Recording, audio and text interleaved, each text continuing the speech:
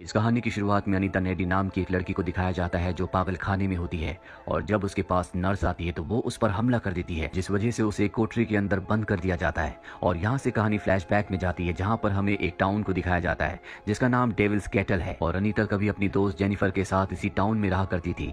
इस टाउन का नाम डेविल्स कैटल इसलिए है क्योंकि यहाँ पर एक झरना है जिसका पानी एक गड्ढे के अंदर जाता है। वो पानी कहाँ समा जाता है किसी को कुछ नहीं पता। वहीं स्कूल में जेनिफर को दिखाया जाता है जो हर एक एक्टिविटी में बहुत ज्यादा एक्टिव होती है, इसीलिए वो बहुत ज्यादा फेमस है। जबकि अनीता उससे बिल्कुल ऑपोजिट है, वो बहुत ज्यादा शाई है। पर वो जेनिफर को अपने बॉयफ्रेंड से भी ज्यादा पसंद करती है, इसीलिए रात को उसके साथ ना जाकर वो जेनिफर के साथ एक क्लब में जाती है जहां पर एक बैंड परफॉर्म कर रहा होता है।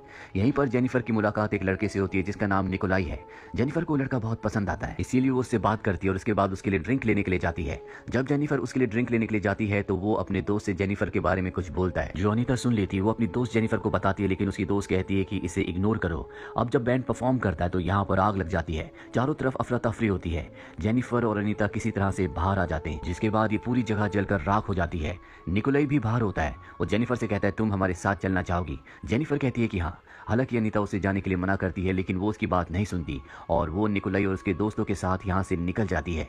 अनीता उसके लिए बहुत चिंतित होती है, इसीलिए घर आकर वो अपने बॉयफ्रेंड को कहती है कि हमें उसकी मदद करनी होगी, निकोलाई उसे नुकसान पहुंचा सकता है। और तभी डोरबेल बजती है। जब अनीता नीचे जाती है तो कोई भी नहीं होता। वो दोबारा ऊपर जाने लगती है, लेकिन उसे घर के अंदर से आवाज आती है। और जब वो अंदर जाती है तो वहां पर जेनिफर होती है जिसके मुंह पर खून लगा होता है। वो अजीब तरीके से अनीता को देख रही होती है। इसके बाद वो फ्रिज से बहुत सारा खाना भी खाती है और अनीता को डरा कर यहाँ से निकल जाती है। उसे कुछ समझ नहीं आता कि ये सब क्या हुआ। अगली सुबह भी वो जेनिफर के लिए बहुत ज्यादा परेशान होती है, पर तभी जेनिफर उसके सामने आ जाती है जो पूरी तरह से नॉर्मल होती है। उसे देखकर वो हैरान हो जाती है।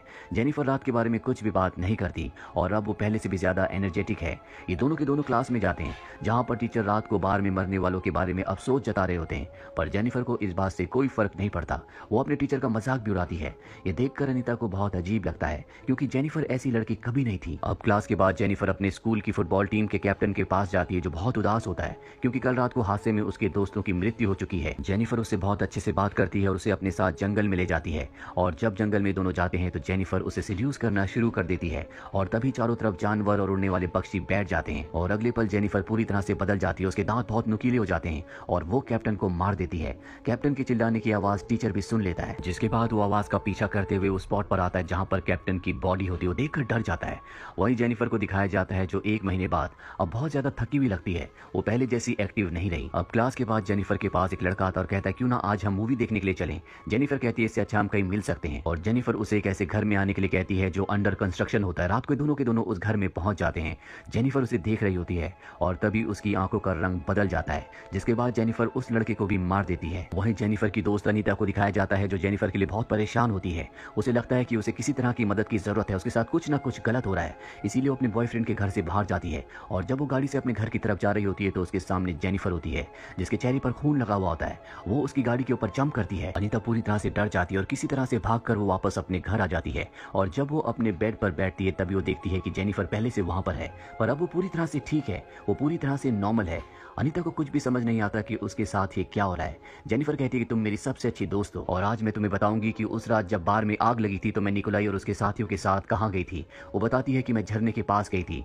दरअसल निकोलाई और उसके जितने भी साथी हैं वो शैतान के पुजारी हैं और वो ऐसा इसलिए करते हैं ताकि उन्हें उनके म्यूजिकल करियर में बूस्ट मिल सके। वो मुझे उसी झरने के पास ले गए जिसका पानी एक गड्ढे के अंदर जाता है। उन्होंने मुझसे पूछा क्या तुम वर्जिन हो, मैंने कह दिया हाँ। जिसके बाद निकोलाई ने मुझे मारकर झरने पर फेंक दिया। दरअसल ये उनके काले जादू का एक हिस्सा था, लेकिन मैं वर्जिन नहीं थी इसीलिए मैं बच गई। बचने के बाद जब मुझे होश आया तो मुझे बहुत भूख लगी, इसीलिए मैं तुम्हारे घर पर आई। क्योंकि तुम मेरी दोस्त हो, मैं तुम्हें कभी नुकसान नहीं पहुंचाऊंगी, इसीलिए मैं तुम्हारे फ्रिज से खाना खा रही थी। मुझे खाने में मांस चाहिए होता है और जब भी मांस खाने के बाद मेरा पेट पूरी तरह से फुल हो जाता है तो मेरे अंदर बहुत सारी शक्तियां आ जाती है, लेकिन ये मांस इंसानी होना चाहिए। इसके बाद वो अपना हाथ काट कर दिखाती है, जो जख्म अपने आप ही भर जाता है। दरअसल जेनिफर के पास अब शैतानी शक्तियां हैं। अनीता कहती है कि तुम यहाँ से चली जाओ और इसके बाद जेनिफर उसके घर की खिड़की से कूद कर चली जाती है, जो देखकर अनीता पूरी तरह से हैरान हो जाती है क्योंकि ये खिड़की 2nd फ्लोर पर थी। अनीता अपनी दोस्त जेनिफर के लिए बहुत ज्यादा परेशान है, इसीलिए वो उसकी मदद करना चाहती है। वो एक लाइब्रेरी में जाती है जहाँ पर वो पैरानॉर्मल एक्टिविटी की किताब पढ़ती है और उसे पता चलता है कि निकोलाई और उसके दोस्तों ने गलती की, उन्होंने उसे वर्जिन समझा इसीलिए मार दिया। हालांकि इसके बाद वो फेमस तो हो गए, लेकिन अब जेनिफर की बॉडी पर शैतान का कब्जा है। बुक में ये भी लिखा होता है कि अगर ऐसे इंसान को मुक्ति देनी है, उसे शैतान से आजाद करना है, तो उसके दिल पर चाकू मारना होगा। इसके बाद अनीता अपने बॉयफ्रेंड के पास जाती है, उसे सब कुछ बताती है और वो उसकी बातों पर यकीन नहीं करता। वो कहता है कि तुम्हें साइकाइट्रिस्ट के पास जाना चाहिए, पर अनीता उसे कहती कि ऐसा नहीं है, मैं जो कुछ कह रही हूँ वो सच कह रही हूँ। जल्दी हमारे स्कूल में एक बहुत बड़ा फंक्शन होने वाला है जहाँ पर बहुत सारे लोग इकट्ठा होंगे और मुझे लगता है कि जेनिफर वहाँ पर किसी को मार सकती है। तुम्हें अपना ध्यान रखना होगा, मुझे तुम्हारी चिंता है। वो जानती है कि जेनिफर अगर मांस नहीं खाएगी तो उसकी शक्तियां खत्म हो जाएगी, वो जल्दी बूढ़ी हो जाएगी। अनीता का बॉयफ्रेंड कहता है कि तुम्हें इस बारे में चिंता करने की कोई जरूरत नहीं है, मैं अपना ध्यान रख सकता हूँ। और अब फंक्शन का दिन आता है जहाँ पर सभी स्टूडेंट्स इकट्ठा होते हैं, लेकिन ना तो यहाँ पर अनीता का बॉयफ्रेंड होता है और ना ही जेनिफर। ये देखकर वो डर जाती है, उसे शक होता है कहीं जेनिफर उसके बॉयफ्रेंड को मार न डाले। इसीलिए वो फंक्शन छोड़कर भागकर अपने बॉयफ्रेंड के घर जाती है, जहाँ पहुंचकर उसे पता चलता है कि उसका बॉयफ्रेंड अभी अभी वॉक करते हुए फंक्शन के लिए निकल चुका है।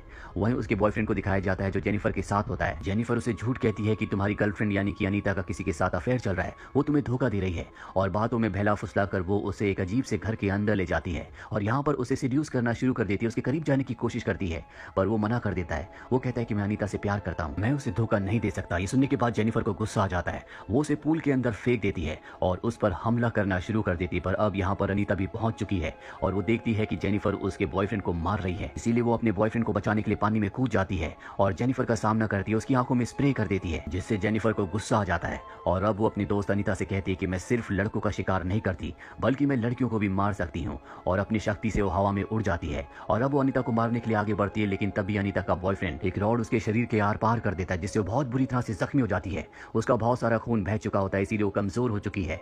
जेनिफर यहाँ से चली जाती है और अनीता का बॉयफ्रेंड जो कि बहुत ज्यादा जख्मी है उसी की आंखों के सामने दम तोड़ देता है। अनीता को इससे बहुत गुस्सा आता है और अब वो जेनिफर से किसी भी कीमत पर बदला लेना चाहती है, इसीलिए वो सीधा जेनिफर के घर जाती है, जहाँ पर एक बार फिर से जेनिफर और अनीता के बीच में फाइट होना शुरू हो जाती है। जेनिफर अनीता की गर्दन पर काट लेती है, पर तभी अनीता को मौका मिल जाता है और वो जेनिफर के दिल पर हमला करके उसके दिल को चीर डालती है, जिससे उसका बहुत खून बहता है। उसने पैरानॉर्मल एक्टिविटी की बुक में पढ़ा था कि अगर उसे जेनिफर को और शैतान को खत्म करना है तो उसके दिल पर वार करना होगा, और अब वो दिल पर वार कर चुकी है, जिससे जेनिफर और शैतान दोनों ही खत्म हो जाते हैं। पर तभी वहां पर जेनिफर की मॉम आ जाती, जो देखती है कि अनीता ने जेनिफर को मार डाला। उसे अपनी बेटी की सच्चाई के बारे में नहीं पता होता और कहानी वापस आती है प्रेजेंट में, जहां पर अनीता अब एक पागल खाने में है और इसकी वजह यही होती है कि उसने अपनी दोस्त को मारा था। पर अब अनीता पहले जैसी अनीता नहीं रही, वो बहुत ज्यादा अग्रेसिव हो चुकी है, वो लोगों के ऊपर हमला करती है और हम उसे यहाँ पर हवा में उड़ते हुए भी देखते हैं, जिसका मतलब ये है कि शैतानी ताकतें अब उसके अंदर भी है, क्योंकि जेनिफर ने मरने से पहले उसे काटा था और अब वो जिंदा है। इसीलिए जेनिफर के अंदर जितनी भी शैतानी शक्तियां थी अब सब की सब उसके अंदर है, वो बहुत ताकतवर है।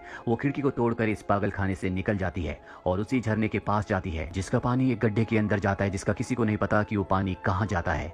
वहां पर उसे वो चाकू मिलता है जिससे निकोलाई ने जेनिफर को मारा था, वो उस चाकू को उठा लेती है। वहीं दूसरी तरफ हमें निकोलाई और उसके साथियों को दिखाया जाता है, जिनका बैंड अब बहुत ज्यादा फेमस हो चुका है। वो सब के सब अपने रूम में होते हैं, जहां पर वो बहुत ज्यादा मस्ती कर रहे होते हैं और अगले पल हमें दिखाया जाता है कि इन सबको किसी ने मार दिया। सीसीटीवी कैमरे की फुटेज में हमें दिखाया जाता है कि अनीता इनके कमरे से निकल रही होती है, जिसका मतलब उसी ने इन सबको मारा है, क्योंकि इन्हीं की वजह से ये सारी घटनाएं घटी थी। इन्होंने जेनिफर को मारा था, जिसकी वजह से उसने जेनिफर को और अपने बॉयफ्रेंड को भी खो दिया और अब वो खुद भी बदल चुकी है और इस तरह से अनीता अपना बदला ले लेती है। इसी के साथ ये फिल्म, ये कहानी यहीं पर खत्म हो जाती है। उम्मीद करते हैं कि ये कहानी आपको पसंद आई होगी।